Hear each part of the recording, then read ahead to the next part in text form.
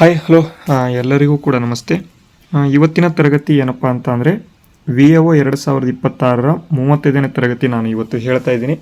ವಿದ್ಯಾರ್ಥಿಗಳೇ, ನಿಮಗೆಲ್ಲರಿಗೂ ಕೂಡ ಗೊತ್ತಿರೋ ಹಾಗೆ ಇಂಡಿಯನ್ ಕಾನ್ಸ್ಟಿಟ್ಯೂಷನ್ ಬಂದುಬಿಟ್ಟು 4ನೇ ತರಗತಿ, 32, 33, 34, 35 ಈ ಒಂದು ತರಗತಿಗಳು ಇಂಡಿಯನ್ ಕಾನ್ಸ್ಟಿಟ್ಯೂಷನಿಂದ ಶುರುವಾಗಿದ್ದಾವೆ. ಮತ್ತು ಅದರ ಜೊತೆಗೆ ಇನ್ನೊಂದೇನಪ್ಪ ಅಂತ ಅಂದರೆ ಕರ್ನಾಟಕ ಹಿಸ್ಟ್ರಿ ಅಥವಾ ಕರ್ನಾಟಕ ಇತಿಹಾಸಕ್ಕೆ ಸಂಬಂಧಪಟ್ಟಂತೆ 31 ತರಗತಿಗಳಾಗಿದ್ದಾವೆ. ಯಾರ್ಯಾರು ನೋಡಿಲ್ಲ ಎಲ್ಲರೂ ಕೂಡ ನೋಡ್ಕೊಂಡು ಬನ್ನಿ. ಮತ್ತು ಕೆಲವು ವಿದ್ಯಾರ್ಥಿಗಳು ಇನ್ನೂ ಕೂಡ ನಮಗೆ ಕಮೆಂಟ್ ಮಾಡಿ ಸರ್ ಕೋರ್ಸ್ ಹೇಗೆ ಪರ್ಚೇಸ್ ಮಾಡೋದು ಅಂತ ಇನ್ನೂ ಕೂಡ ಕೇಳ್ತಾ ಇದ್ದೀರಾ. ಅದನ್ನು ಈಗ ನಾನು ತಿಳಿಸ್ಕೊಡ್ತಾ ಹೋಗ್ತೀನಿ. ಮೊದಲನೇದಾಗಿ ನೋಡಿ ವಿದ್ಯಾರ್ಥಿಗಳೇ, ನಮ್ಮ ಒಂದು ಸಂಪೂರ್ಣ ಬ್ಯಾಚ್ ಅಂತ ಒಂದು ಬ್ಯಾಚ್ ಇದೆ. ಆ ಒಂದು ಸಂಪೂರ್ಣ ಬ್ಯಾಚಲ್ಲಿ ನಿಮಗೆ ಏನೇನಪ್ಪ ಸಿಗುತ್ತೆ ಅಂತ ಅಂದರೆ ಈ ಒಂದು GK ಪೇಪರ್ 1 ಅಥವಾ ಪೇಪರ್ 1ಗೆ ಸಂಬಂಧಪಟ್ಟಂತೆ ಏನು ನಿಮಗೆ ಇತಿಹಾಸ, ಭೂಗೋಳಶಾಸ್ತ್ರ ಮತ್ತು ಇಲ್ಲಿ ಸಂವಿಧಾನ ಜೊತೆಗೆ ವಿಜ್ಞಾನ ಜೊತೆಗೆ ಇನ್ನೊಂದು ಯಾವುದು ಕರೆಂಟ್ ಅಫೇರ್ಸ್ ಆಗಿರ್ಬೋದು, ಮೆಂಟಲ್ ಎಬಿಲಿಟಿ ಆಗಿರ್ಬೋದು, ಇವೆಲ್ಲವೂ ಕೂಡ ಈ ಒಂದು ಸಂಪೂರ್ಣ ಬ್ಯಾಚಲ್ಲಿ ನಿಮಗೆ ಕವರ್ ಆಗಿರ್ತದೆ. ಗ್ರಾಮ ಆಡಳಿತ ಅಧಿಕಾರಿ ಹುದ್ದೆಗಳಿಗೆ ಸಂಬಂಧಪಟ್ಟಂತೆ ನಾವು ಬ್ಯಾಚನ್ನು ಪ್ರಿಫರ್ ಮಾಡಿದ್ದೇವೆ. ಜೊತೆಗೆ ಈ ಒಂದು 501 ರೂಪಾಯಿ ಈ ಒಂದು ಬ್ಯಾಚ್ ಪ್ರೈಸ್ ಆಗಿರುತ್ತೆ. ಇಲ್ಲಿ ಕೊಟ್ಟಿರ್ತಕ್ಕಂಥ ಸ್ಕ್ಯಾನರ್ ಮುಖಾಂತರ ನೀವು 501 ರೂಪಾಯಿನ ಪೇ ಮಾಡಿ ಈ ಒಂದು ಪ್ರಚಲಿತ ಘಟನೆಗಳನ್ನು ಸೇರಿರ್ತಕ್ಕಂತಹ ಈ ಒಂದು ಸಂಪೂರ್ಣ ಬ್ಯಾಚನ್ನು ನೀವು ಪರ್ಚೇಸ್ ಮಾಡ್ಕೋಬೋದಾಗಿರ್ತದೆ. ಪೇ ಮಾಡಿದ ನಂತರ ನೀವು ಸ್ಕ್ರೀನ್ಶಾಟನ್ನು ನಮ್ಮ ಒಂದು ಏನಪ್ಪ ಅಂತ ಅಂದರೆ ಟೆಲಿಗ್ರಾಮ್ ID ಬಂದುಬಿಟ್ಟು ಇಲ್ಲಿದೆ ನೋಡಿ, ಜೀವಾ ನಾಯಕ್ ಅಂತ, ಇದಕ್ಕಾದರೂ ಕಳಿಸಿ. ಇಲ್ಲ ಅಂತ ಇಮೇಲ್ ಇಲ್ಲಿದೆ ನೋಡಿ, ಇದಕ್ಕಾದರೂ ಕಳಿಸಿ, udyogjeevan12@gmail.com ಅಂತ. ಮತ್ತು ಇದರ ಜೊತೆಗೆ ನಾವು ಮಾಡ್ತಕ್ಕಂಥ ತರಗತಿಗಳ ಏನಪ್ಪ ಅಂತ ಅಂದರೆ ಕ್ವಶನ್ ಪೇಪರ್ ಅಂದರೆ ಟೆಸ್ಟ್ ಬ್ಯಾಚ್ ಏನಾದರೂ ಬೇಕು ಅಂತ ಅಂದರೆ 201 ರೂಪಾಯಿ ಪೇ ಮಾಡಿ ಈ ಒಂದು ಟೆಸ್ಟ್ ಬ್ಯಾಚನ್ನು ಕೂಡ ನೀವು ಪರ್ಚೇಸ್ ಮಾಡ್ಕೋಬೋದು. ಎಕ್ಸಾಮ್ ಹತ್ತಿರ ಬರ್ತಿರೋ ಹಾಗೆ ನಾವು ಜಾಸ್ತಿ ಇದನ್ನು ಪ್ರಮೋಟ್ ಮಾಡ್ತೀವಿ, ಬಟ್ ಈಗ ಪ್ರಮೋಟ್ ಮಾಡ್ತಾ ಇಲ್ಲ, ಯಾಕೆಂದರೆ ಇನ್ನೂ ಕೂಡ ಎಕ್ಸಾಮ್ ತುಂಬ ಟೈಮ್ ಇದೆ. ಅದನ್ನು ಬೇಗ ಮಾಡ್ಕೋಬೋದು ಫುಲ್ ಓದಿದ ಮೇಲೆ. ಮೊದಲು ಈಗ ಸಂಪೂರ್ಣ ಬ್ಯಾಚನ್ನು ನಾವು ಯಾಕಪ್ಪ ಕೊಡ್ತಿದ್ದೀವಿ ಅಂತಂದರೆ ಈಗ ಓದೋ ಟೈಮ್ ಇದೆ, ಇನ್ನೂ ಕೂಡ 1 ಮಂತ್ ನೀವು ಕರೆಕ್ಟಾಗಿ ಓದ್ಬೋದು.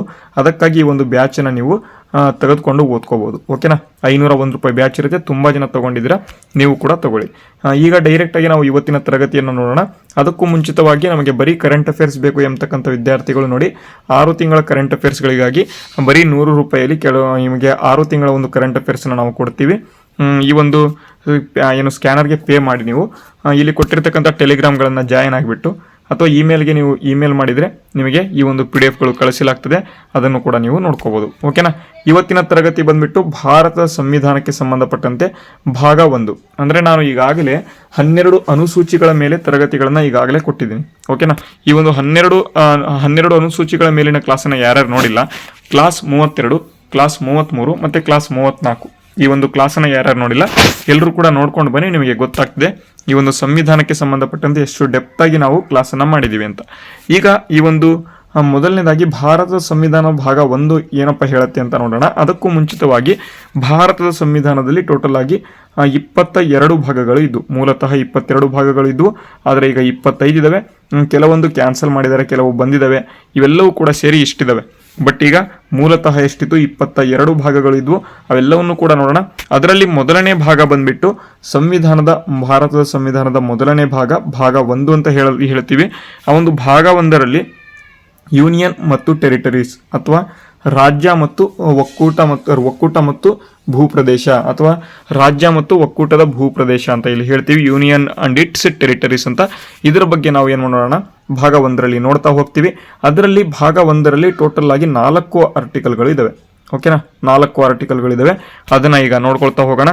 ನೋಡಿ, ಮೊದಲನೇದಾಗಿ ಆರ್ಟಿಕಲ್ 1 ಏನಪ್ಪ ಹೇಳುತ್ತೆ ಅಂತ ಅಂದರೆ ಒಕ್ಕೂಟದ ಹೆಸರು ಅಂದ್ರೇನು? ಯೂನಿಯನ್ ಅಂತ. ಯೂನಿಯನ್ನ ಒಂದು ಹೆಸರು ಹೇಳುತ್ತೆ.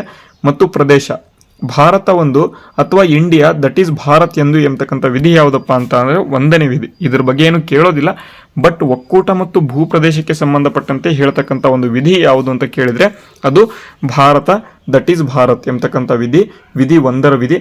ಬಟ್ ಈ ಒಂದು ವಿಧಿಯ ಮೇಲೆ ಅಥವಾ ಭಾಗ 1ರ ಮೇಲೆ ಕೊನೆಯಲ್ಲಿ ಯಾವ ರೀತಿ ಪ್ರಶ್ನೆ ಆಗುತ್ತೆ ಅಂತಲೂ ಕೂಡ ನಾನು ಹೇಳ್ತೀನಿ. ಅದನ್ನು ನೋಡೋಣ. ಈಗ ಮೊದಲನೇದಾಗಿ ನೆಕ್ಸ್ಟು ಈ ಒಂದು ಆರ್ಟಿಕಲ್ 1ರಲ್ಲಿ ಅಥವಾ ಏನಪ್ಪ ಅಂತ ಅಂದರೆ ಅನುಚ್ಛೇದ ಅಂತ ಕನ್ನಡದಲ್ಲಿ ಕರಿತೀವಿ. ಈ ಒಂದು ಅನುಚ್ಛೇದ 1ರಲ್ಲಿ ಭಾರತವು ರಾಜ್ಯಗಳ ಒಕ್ಕೂಟ ಅಥವಾ ಭಾರತವು ಒಂದು ಯೂನಿಯನ್ ಆಫ್ ಸ್ಟೇಟ್ಸ್ ಆಗಿದೆ ಅಂತ ಇಲ್ಲಿ ಹೇಳ್ತೀವಿ. ಯಾವುದಪ್ಪ ಅಂತ ಅಂದರೆ ಈ ಒಂದು ಭಾರತವು ಒಂದು ರಾಜ್ಯಗಳ ಒಕ್ಕೂಟ ಅಂತ 1ನೇ ವಿಧಿಯಲ್ಲಿ ಇದನ್ನು ಹೇಳಲಾಗ್ತದೆ. ನೆಕ್ಸ್ಟ್ ಅದಾದ ಬಳಿಕ ಭಾರತ ಪ್ರದೇಶವು ರಾಜ್ಯ ಪ್ರದೇಶಗಳು, ಕೇಂದ್ರಾಡಳಿತ ಪ್ರದೇಶಗಳು, ಭವಿಷ್ಯದಲ್ಲಿ ಭಾರತ ಸ್ವಾಧೀನಪಡಿಸಿಕೊಳ್ಳುವ ಪ್ರದೇಶಗಳು ಇವುಗಳನ್ನು ಒಳಗೊಂಡಿರ್ತದೆ. ಅಂದರೆ ಭಾರತದ ಒಂದು ಪ್ರದೇಶ ಯಾವ ರೀತಿ ಇರ್ತದೆ ಅಂತ ಸಂವಿಧಾನದಲ್ಲೇ ಕೊಟ್ಬಿಟ್ಟಿದ್ದಾರೆ. ಯಾವ ರೀತಿ ಇರುತ್ತೆ? ಭಾರತದಲ್ಲಿ ರಾಜ್ಯಗಳು ಇರ್ತವೆ, ಭಾರತದಲ್ಲಿ ಕೇಂದ್ರಾಡಳಿತ ಪ್ರದೇಶಗಳು ಇರ್ತವೆ, ಕೇಂದ್ರಾಡಳಿತ ಪ್ರದೇಶಗಳು. ನೆಕ್ಸ್ಟ್ ಭಾರತದಲ್ಲಿ ಬೇರೆ ಯಾವುದಾದ್ರೂ ಅಂದರೆ ಮುಂದೆ ನಾವು ಪಾಕಿಸ್ತಾನವನ್ನು ಕೂಡ ಸ್ವಾಧೀನಪಡಿಸ್ಕೊಳ್ಬೋದು. ಈ ಕಡೆ ಸಿಕ್ಕಿಮನ್ನು ಆಲ್ರೆಡಿ ನಾವು ಸ್ವಾಧೀನಪಡಿಸ್ಕೊಂಡಿದ್ದೀವಿ. ಈ ರೀತಿಯಾಗಿ ನಾವು ನೆಕ್ಸ್ಟ್ ಪಾಕಿಸ್ತಾನವನ್ನು ಕೂಡ ಸ್ವಾಧೀನಪಡಿಸ್ಕೊಳ್ಳೋದಕ್ಕೆ ನೋಡ್ತಾ ಇದ್ದೀವಿ. ಓಕೆನಾ? ಅರ್ಥ ಆಯ್ತಾ? ಇದು ಅರ್ಥ ಆಯ್ತು ಅಂತ ಅನ್ಕೊಂಡಿದ್ದೀನಿ. ಈಗ ಇವುಗಳನ್ನು ಏನಪ್ಪ ಮಾಡ್ತೀವಿ ಅಂತ ಅಂದರೆ ಈ ಒಂದು ಭಾರತದ ಒಂದು ರಾಜ್ಯದ ಒಕ್ಕೂಟದಲ್ಲಿ ಸೇರಿಸಲಾಗಿದೆ ಅಂತ ಇಲ್ಲಿ ಕೊಟ್ಟಿದ್ದಾರೆ. ಇದು ಇಂಪಾರ್ಟೆಂಟು. ಅರ್ಥ ಆಯ್ತಾ? ಭಾರತದ ಸಂವಿಧಾನದ ಮೊದಲ ಭಾಗ ಅಥವಾ ಭಾಗ 1ರಲ್ಲಿ ಆರ್ಟಿಕಲ್ 1. ಓಕೆನಾ? ಈಗ ಡೈರೆಕ್ಟ್ ಆಗಿ ನಾವು ಮುಂದಿನ ಆರ್ಟಿಕಲ್ಗೆ ಹೋಗೋಣ. ಆರ್ಟಿಕಲ್ 2 ಅಂತ ಅಂದರೆ ಅನುಚ್ಛೇದ 2 ಏನಪ್ಪ ಹೇಳುತ್ತೆ ಅಂತ ಈಗ ನೋಡೋಣ. ನೋಡಿ, ಅನುಚ್ಛೇದ 2ರ ಪ್ರಕಾರ ಹೊಸ ರಾಜ್ಯಗಳ ಪ್ರವೇಶ ಅಥವಾ ಸ್ಥಾಪನೆ. ಹೊಸ ರಾಜ್ಯಗಳ ಪ್ರವೇಶ ಅಂತ ಅಂದರೆ ಏನು? ಈಗ ಫಾರ್ ಎಕ್ಸಾಂಪಲ್ ನಮ್ಮ ಒಂದು ಭಾರತದಲ್ಲಿ ಏನಪ್ಪ ಅಂತ ಅಂದರೆ ಬೇರೆ ರಾಜ್ಯಗಳನ್ನು ಏನಪ್ಪ ಮಾಡ್ತೀವಿ ಅಂತ ಅಂದರೆ ಸ್ಥಾಪನೆ ಮಾಡ್ತೀವಿ. ಸ್ಥಾಪನೆ ಅಂತ ಅಂದ್ರೆ ಏನು? ಈಗ ಡಿವೈಡ್ ಮಾಡಿ, ಅಂದರೆ ಫಾರ್ ಎಕ್ಸಾಂಪಲ್ ಈಗ ಏನಪ್ಪ ಅಂತಾರೆ, ಮೊದಲು ಆಂಧ್ರ ಪ್ರದೇಶ ಇತ್ತು, ಅದನ್ನು ಡಿವೈಡ್ ಮಾಡಿ ಈ ಕಡೆ ಆಂಧ್ರ ಪ್ರದೇಶ ಮಾಡಿದ್ರು, ಈ ಕಡೆ ತೆಲಂಗಾಣ ಮಾಡಿದ್ರು. ಅದನ್ನು ಹೊಸ ರಾಜ್ಯಗಳ ಪ್ರವೇಶ ಅಥವಾ ಸ್ಥಾಪನೆ, ಇದು ಸ್ಥಾಪನೆ ಅಂಡರಲ್ಲಿ ಬರುತ್ತೆ. ನೆಕ್ಸ್ಟ್ ಇನ್ನೊಂದು ಹೊಸ ರಾಜ್ಯಗಳ ಪ್ರವೇಶ ಅಂತ ಬಂದಾಗ ಇಲ್ಲಿ ಸಿಕ್ಕಿಂ ಅಂತಕ್ಕಂಥದ್ದು 1975ರಲ್ಲಿ ಈ ಒಂದು 36ನೇ ಸಂವಿಧಾನದ ತಿದ್ದುಪಡಿ ಮೂಲಕ ಭಾರತದಲ್ಲಿ ಸೇರ್ಕೊಂಡಿದೆ. ಮೊದಲು ಸಿಕ್ಕಿಂ ನಮ್ಮ ಒಂದು ಭಾರತದಲ್ಲಿ 1947ರಲ್ಲಿ ಇರಲಿಲ್ಲ ಇದು. ಬಟ್ 1975ರಲ್ಲಿ 36ನೇ ತಿದ್ದುಪಡಿ ಮಾಡೋ ಮುಖಾಂತರವಾಗಿ ಇದನ್ನು ಭಾರತದಲ್ಲಿ ಸೇರಿಸಿದ್ದಾರೆ. ಅದನ್ನು ಏನು ಮಾಡ್ತೀವಿ ಅಂತ ಅಂದರೆ ಭಾರತದ ರಾಜ್ಯಗಳ ಹೊಸ ರಾಜ್ಯಗಳ ಪ್ರವೇಶ ಅಂತ ಕರಿತೀವಿ. ಈ ಒಂದು ಏನು ಸಿಕ್ಕಿಮನ್ನು ಸೇರಿಸೋದಾಗಿರ್ಬೋದು, ಆಂಧ್ರ ಪ್ರದೇಶದಿಂದ ತೆಲಂಗಾಣವನ್ನು ರಚನೆ ಮಾಡೋದಾಗಿರ್ಬೋದು, ಯಾವ ವಿಧಿಯಲ್ಲಿ ಕಂಡುಬರುತ್ತೆ? ಇದು 2ನೇ ವಿಧಿಯಲ್ಲಿ ಕಂಡುಬರುತ್ತೆ. ನೋಡಿ, ಇದರ ಬಗ್ಗೆ ಮಾಹಿತಿಗಳನ್ನು ಕೊಟ್ಟಿದ್ದಾರೆ. ಸಂಸತ್ತು ಕಾನೂನಿನ ಮೂಲಕ ಹೊಸ ರಾಜ್ಯಗಳನ್ನು ಭಾರತ ಒಕ್ಕೂಟಕ್ಕೆ ಸೇರಿಸಬಹುದು. ನೋಡಿ, ಭಾರತದ ಒಕ್ಕೂಟಕ್ಕೆ ಸೇರಿಸಬಹುದು ಅಥವಾ ಸ್ಥಾಪಿಸಬಹುದು, ಇದನ್ನ ಹೇಳುತ್ತೆ. ಇದು 2ನೇ ಆರ್ಟಿಕಲ್ ಅಥವಾ 2ನೇ ಅನುಚ್ಛೇದ ಬಂದ್ಬಿಟ್ಟು. ನೆಕ್ಸ್ಟ್ ಇದು ಮುಖ್ಯವಾಗಿ ಭಾರತದ ಹೊರಗಿನ ಪ್ರದೇಶಗಳನ್ನು ಭಾರತಕ್ಕೆ ಸೇರಿಸುವ ಸಂದರ್ಭಕ್ಕೆ ಸಂಬಂಧ ಹೊಂದಿದೆ. ಮ್ಯಾಕ್ಸಿಮಮ್ ಸಿಕ್ಕಿಂ ರೀತಿ ಏನು ನಾವು ಇನ್ನೊಂದು ರಾಜ್ಯವನ್ನು ಸೇರಿಕೊಂಡ್ವಿ, ಅದೇ ರೀತಿ ಇದಕ್ಕೆ ಸಂಬಂಧ ಹೊಂದಿದೆ ಅಂತ ಕೊಟ್ಟಿದ್ದಾರೆ. ಇದು ಆರ್ಟಿಕಲ್ 2. ಇದರ ಮೇಲೆ ಯಾವ ರೀತಿ ಪ್ರಶ್ನೆ ಆಗ್ಬೋದು ಈಗ ನೋಡೋಣ. Admission or establishment of new states ಅಂತ ಕರಿತೀವಿ. ಅದಕ್ಕಿಂತ ಮುಂಚಿತವಾಗಿ ಈ ಒಂದು ಉದಾಹರಣೆಗಳನ್ನ ನೋಡ್ಕೊಂಬಿಡಿ. ಸಿಕ್ಕಿಂ ಏನಿದೆ 1975ರಲ್ಲಿ ಭಾರತದ 22ನೇ ರಾಜ್ಯವಾಗಿ ಸೇರ್ಪಡೆಗೊಂಡಿತು. ಇದನ್ನು ಸಂವಿಧಾನದ 36ನೇ ತಿದ್ದುಪಡಿ ಕಾಯ್ದೆ 1975ರ ಮೂಲಕ ಮಾಡಲಾಯಿತು ಅಂತ. ಓಕೆನಾ? ನೆಕ್ಸ್ಟ್ ಇನ್ನೊಂದು ಇಂಪಾರ್ಟೆಂಟ್ ಏನಪ್ಪಾ ಅಂತಂದ್ರೆ ಇಲ್ಲಿ ನೋಡಿ, ಸಿಕ್ಕಿಂ 1975ರ ಪೂರ್ಣ ರಾಜ್ಯತ್ವದ ಸಂದರ್ಭದಲ್ಲಿ ಸಾಮಾನ್ಯವಾಗಿ ಆರ್ಟಿಕಲ್ 2ರ ಉದಾಹರಣೆಯಾಗಿ ಹೇಳಲಾಗ್ತದೆ. ಆದರೆ 35ನೇ ತಿದ್ದುಪಡಿ ಕಾಯ್ದೆ ಏನಿದೆ ಅದು 1974ರಲ್ಲಿ ಮೊದಲು ಕೋ ಸ್ಟೇಟ್ ಅಥವಾ ಏನಪ್ಪಾ ಅಂತ ಅಂದ್ರೆ ಅಸೋಸಿಯೇಟ್ ಸ್ಟೇಟ್ ಮೊದಲು ಏನಪ್ಪಾ ಮಾಡಿದ್ರು ಅಂತಂದ್ರೆ 1 ವರ್ಷ ನೀವು ಜಾಯಿನ್ ಆಗಿ ನೋಡಿ, ನೆಕ್ಸ್ಟ್ ನಾವೇನ್ ಮಾಡ್ತೀವಿ, ನಿಮ್ಮನ್ನ ಕರೆಕ್ಟ್ ಆಗಿ ಜಾಯಿನ್ ಮಾಡ್ಕೊಂಡ್ಬಿಡ್ತೀವಿ ಅಂತ ಹೇಳಿದ್ರು. ಅದನ್ನ ಅಸೋಸಿಯೇಟ್ ಸ್ಟೇಟ್ ಅಂತ ಕರೀತಾರೆ. ಇದು 35ನೇ ತಿದ್ದುಪಡಿ. 35ನೇ ತಿದ್ದುಪಡಿಯಲ್ಲಿ ಅಸೋಸಿಯೇಟ್ ಸ್ಟೇಟ್ ಮೊದಲು ಜಾಯಿನ್ ಆಗ್ರಿ ಅಂತ ಹೇಳ್ತಾರೆ. ನೆಕ್ಸ್ಟ್ 36ನೇ ತಿದ್ದುಪಡಿಯಲ್ಲಿ ಕನ್ಫರ್ಮೇಶನ್ ಅನ್ನ ಕೊಡ್ತಾರೆ ಜಾಯಿನ್ ಆಗಿದೆ ಅಂತ. ಇದು ಗೊತ್ತಿರಲಿ. ಇದು ಕೂಡ 35 ಮತ್ತು 36ನೇ ತಿದ್ದುಪಡಿ ಬಗ್ಗೆ ಏನಾದರೂ ಪ್ರಶ್ನೆ ಕೇಳಿದ್ರೆ ಇದು ಆರ್ಟಿಕಲ್ 2ರಲ್ಲಿ ಮಾಡಿರ್ತಕ್ಕಂಥ ಒಂದು ತಿದ್ದುಪಡಿಗಳು ಗೊತ್ತಿರಬೇಕು. ನೆಕ್ಸ್ಟ್ ಇದ್ರ ಮೇಲೆ ಇನ್ನೂ ಕೂಡ ಕ್ವಶನ್ ಕೇಳಬಹುದು. ನೋಡಿ, ಆರ್ಟಿಕಲ್ 3ಕ್ಕೆ ಬರೋದಾದ್ರೆ ರಾಜ್ಯಗಳ ರಚನೆ ಮತ್ತು ಬದಲಾವಣೆ. ಫಾರ್ ಎಕ್ಸಾಂಪಲ್ ನೋಡಿ, ಇಲ್ಲಿ ಸಂಸತ್ತು ಕಾನೂನಿನ ಮೂಲಕ ಹೊಸ ರಾಜ್ಯಗಳನ್ನು ಸ್ಥಾಪನೆ ಮಾಡಬಹುದು ಅಥವಾ ರಚನೆಯನ್ನ ಮಾಡಬಹುದು. ಈಗ ಫಾರ್ ಎಕ್ಸಾಂಪಲ್ ಆಂಧ್ರ ಪ್ರದೇಶದಿಂದ ತೆಲಂಗಾಣ ಏನು ರಚನೆ ಮಾಡಿದ್ವಿ 2014ರಲ್ಲಿ, ಈ ರೀತಿಯಾಗಿ ರಚನೆಯನ್ನ ಮಾಡಬಹುದು. ಓಕೆನಾ? ಈ ರೀತಿಯಾಗಿ ಮಾಡ್ಬೋದಲ್ವಾ? ಅದನ್ನ ಕೊಟ್ಟಿದ್ದಾರೆ 3ನೇ ಒಂದು ಆರ್ಟಿಕಲ್ ಅಲ್ಲಿ ಅಥವಾ ಅನುಚ್ಛೇದದಲ್ಲಿ. ಒಂದು ರಾಜ್ಯದ ಪ್ರದೇಶವನ್ನು ಹೆಚ್ಚಳ ಮಾಡಬಹುದು. ಅಂದ್ರೆ ಫಾರ್ ಎಕ್ಸಾಂಪಲ್ ಇಲ್ಲಿ ಮಹಾರಾಷ್ಟ್ರದಿಂದ ಸ್ವಲ್ಪ ಜಾಗವನ್ನ ಕರ್ನಾಟಕಕ್ಕೆ ಕೊಟ್ಟು ಏನಪ್ಪಾ ಮಾಡ್ಬೋದು ಅಂತ ಅಂದ್ರೆ ಕಾನೂನನ್ನು ಹೊರಡಿಸಬಹುದು. ಯಾವ ಒಂದು ವಿಧಿಯಿಂದ? 3ನೇ ವಿಧಿಯಿಂದ. ಓಕೆನಾ? ನೆಕ್ಸ್ಟ್ ಇನ್ನೊಂದು ಅಥವಾ ಕಡಿಮೆ ಕೂಡ ಮಾಡಬಹುದು. ಅಂದ್ರೆ ಈಗ ಮಹಾರಾಷ್ಟ್ರದಿಂದ ನಮ್ಮ ಒಂದು ಕರ್ನಾಟಕಕ್ಕೆ ಬಂದ್ರೆ ಮಹಾರಾಷ್ಟ್ರ ಅವ್ರಿಗೆ ಕಡಿಮೆ ಆಯ್ತಲ್ವಾ, ಅದನ್ನ ಕಡಿಮೆ ಕೂಡ ಮಾಡಬಹುದು, ಜಾಸ್ತಿ ಕೂಡ ಮಾಡಬಹುದು. ಇದು ಕೂಡ ಪಾಯಿಂಟ್ ಇಂಪಾರ್ಟೆಂಟು. ರಾಜ್ಯದ ಗಡಿಗಳನ್ನ ಬದಲಾಯಿಸಬಹುದು. ಅಂದ್ರೆ ನಾನು ಈಗಾಗಲೇ ಹೇಳಿದೆ, ಇದನ್ನ ಏನಾದರೂ ಚೇಂಜ್ ಮಾಡಿದ್ರು ಅಂತ ಅಂದ್ರೆ ಆಟೋಮೆಟಿಕಲಿ ಗಡಿ ಚೇಂಜ್ ಆಗುತ್ತಲ್ವಾ, ಅದು ಕೂಡ ಗೊತ್ತಿರಬೇಕು. ನೆಕ್ಸ್ಟ್ ರಾಜ್ಯದ ಹೆಸರನ್ನು ಬದಲಾಯಿಸಬಹುದು. ಫಾರ್ ಎಕ್ಸಾಂಪಲ್ ಇತ್ತೀಚೆಗೆ ನೀವು ನೋಡಬಹುದು, ಆಂಧ್ರ ಪ್ರದೇಶದ ಒಂದು ರಾಜಧಾನಿ ಅಮರಾವತಿ ಅಂತಕ್ಕಂಥದ್ದನ್ನ ಏನಪ್ಪಾ ಅಂತ ಅಂದ್ರೆ ಪಾರ್ಲಿಮೆಂಟ್ ಇಂದ ಇದನ್ನ ಚೇಂಜ್ ನೇಮ್ ಅನ್ನ ಕೊಟ್ಟರು. ಓಕೆನಾ? ಈ ರೀತಿಯಾಗಿ ಬದಲಾವಣೆ ಕೂಡ ಮಾಡಬಹುದು. ಅದು ಯಾವ ಅಂಡರಲ್ಲಿ ಬರುತ್ತೆ? ಆರ್ಟಿಕಲ್ 3 ಅಥವಾ ಅನುಚ್ಛೇದ 3ರ ಅಡಿಯಲ್ಲಿ ಬರುತ್ತೆ. ಒಂದು ರಾಜ್ಯವನ್ನು ವಿಭಜಿಸಿ ಹೊಸ ರಾಜ್ಯವನ್ನು ರಚನೆ ಮಾಡಬಹುದು. ಫಾರ್ ಎಕ್ಸಾಂಪಲ್ ಈಗ ಆಂಧ್ರದಿಂದ ತೆಲಂಗಾಣ ಆಗಿರೋದು ಇದಕ್ಕೆ ಎಕ್ಸಾಂಪಲ್ ಆಗುತ್ತೆ. ಇದಕ್ಕೆ ಸಂಬಂಧಪಟ್ಟಂತೆ ಉದಾಹರಣೆ ನೋಡಿ. ಉದಾಹರಣೆ ಒಂದು ತೆಲಂಗಾಣ ರಚನೆ ಬಂದ್ಬಿಟ್ಟು ಆಂಧ್ರ ಪ್ರದೇಶವನ್ನು ವಿಭಜಿಸಿ ತೆಲಂಗಾಣ ರಾಜ್ಯವನ್ನು 2014ರಲ್ಲಿ ರಚನೆಯನ್ನ ಮಾಡಲಾಯಿತು. ನೆಕ್ಸ್ಟ್ ಎರಡನೇ ಪಾಯಿಂಟ್ ನೋಡಿ. ಆಂಧ್ರ ಪ್ರದೇಶ ಪುನರ್ರಚನಾ ಕಾಯ್ದೆ 2014ರ ಮೂಲಕ ತೆಲಂಗಾಣ ಅಸ್ತಿತ್ವಕ್ಕೆ ಬಂದಿತು ಮತ್ತು ಇದು ಆರ್ಟಿಕಲ್ 3ರ ಅತ್ಯುತ್ತಮ ಒಂದು ಉದಾಹರಣೆ ಆಗಿದೆ. ನೆಕ್ಸ್ಟ್ ಉದಾಹರಣೆ 2ಕ್ಕೆ ಬರೋದಾದರೆ ಬಾಂಬೆ ರಾಜ್ಯ ಸ್ಥಾಪನೆ 1960ರಲ್ಲಿ. ಈ ಒಂದು ಬಾಂಬೆ ರಾಜ್ಯ ಏನಿದೆ 1960ರಲ್ಲಿ ಇದನ್ನು ವಿಭಜನೆ ಮಾಡಿ ಮಹಾರಾಷ್ಟ್ರ ಮತ್ತು ಗುಜರಾತ್ ರಾಜ್ಯಗಳನ್ನ ರಚನೆಯನ್ನ ಮಾಡಲಾಯಿತು. ಇದು ಕೂಡ ಇಂಪಾರ್ಟೆಂಟ್ ಆಗುತ್ತೆ.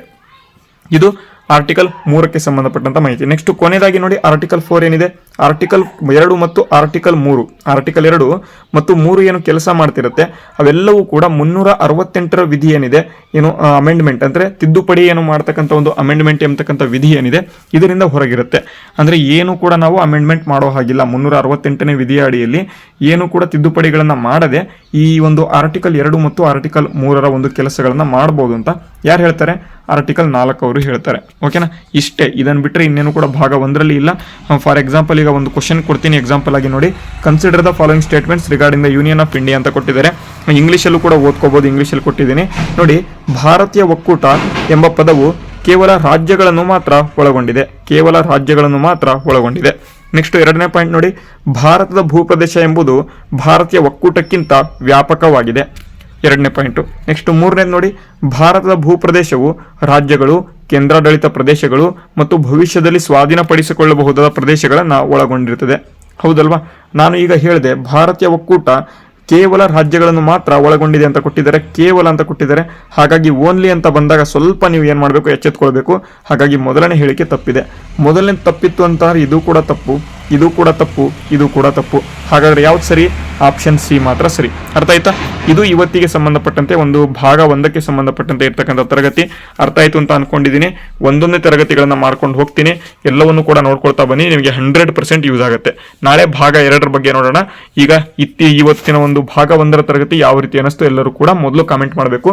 ಇಷ್ಟ ಆದರೆ ಎಲ್ಲರೂ ಕೂಡ ಥ್ಯಾಂಕ್ ಯು ಅಂತ ಕಾಮೆಂಟ್ ಮಾಡಿ. ಎಲ್ಲರೂ ಕೂಡ ಲೈಕ್ ಕೂಡ ಮಾಡಿ. ಮತ್ತೆ ಇವತ್ತು ಕ್ವಶನ್ ಕೊಟ್ಟಿಲ್ಲ ಅಲ್ವಾ ನಿಮಗೆ? ಕ್ವಶನ್ ಕೊಡೋಣ ಇವಾಗ. ಓಕೆ, ಒಂದು ಕ್ವಶನ್ ಕೊಡ್ತೀನಿ. ಪಿಂಗಾಳಿ ವೆಂಕಯ್ಯನವರು ನಮ್ಮ ಒಂದು ಸಂವಿಧಾನದಲ್ಲಿ ನಮ್ಮ ಒಂದು ಭಾರತದ ಒಂದು ತ್ರಿವರ್ಣ ಧ್ವಜವನ್ನ ಯಾವ ದಿನಾಂಕದಂದು ಅಡಾಪ್ಟನ್ನ ಮಾಡ್ಕೊಂಡ್ವಿ ಅಂತ. ಪಿಂಗಾಳಿ ವೆಂಕಯ್ಯ ಎಂಬತಕ್ಕಂಥವ್ರು ಈ ಒಂದು ತ್ರಿವರ್ಣ ಧ್ವಜವನ್ನ ಏನಪ್ಪಾ ಅಂತಂದ್ರೆ ಇವರು ಮಾಡಿರ್ತಾರೆ ಇವರು. ಓಕೆನಾ? ಈ ಒಂದು ತ್ರಿವರ್ಣ ಧ್ವಜವನ್ನ ನಮ್ಮ ಒಂದು ಸಂವಿಧಾನಕ್ಕೆ ಯಾವಾಗ ಏನಪ್ಪಾ ಅಂತಂದ್ರೆ ಅಡಾಪ್ಟ್ ಮಾಡ್ಕೊಂಡ್ವಿ ಅಥವಾ ನಾವು ತಗೊಂಡ್ವಿ ಅಂತ. ಓಕೆನಾ? ಫಾರ್ ಎಕ್ಸಾಂಪಲ್ ಇಲ್ಲಿ ಇದಕ್ಕೆ ಆಪ್ಷನ್ಸ್ ನೋಡಿ. July 22, June 22, next April 24, next May 22. ನೋಡಿ 22ನೇ ತಾರೀಕಲ್ಲೇ ಇರುತ್ತೆ. ಯಾವುದಂತ ಹೇಳಿ. ಓಕೆನಾ? ಆಪ್ಷನ್ಸ್ ಕೊಟ್ಟಿದ್ದೀನಿ. ಎಲ್ಲರೂ ಕೂಡ ಆಪ್ಷನ್ಸ್ ಮುಖಾಂತರ ಆನ್ಸರ್ ಮಾಡ್ಬೋದು. ಜೊತೆಗೆ ಇವತ್ತಿನ ತರಗತಿ ಯೂಸ್ಫುಲ್ ಆಗಿದ್ರೆ ವಿಡಿಯೋಗೆ ಲೈಕ್ ಮಾಡಿ, ಶೇರ್ ಮಾಡಿ, ಸಬ್ಸ್ಕ್ರೈಬ್ ಮಾಡಿ. ವಿಡಿಯೋನ ಮುಗಿಸ್ತೇನೆ. ಜೈ ಹಿಂದ್, ವಂದೇ ಮಾತರಂ.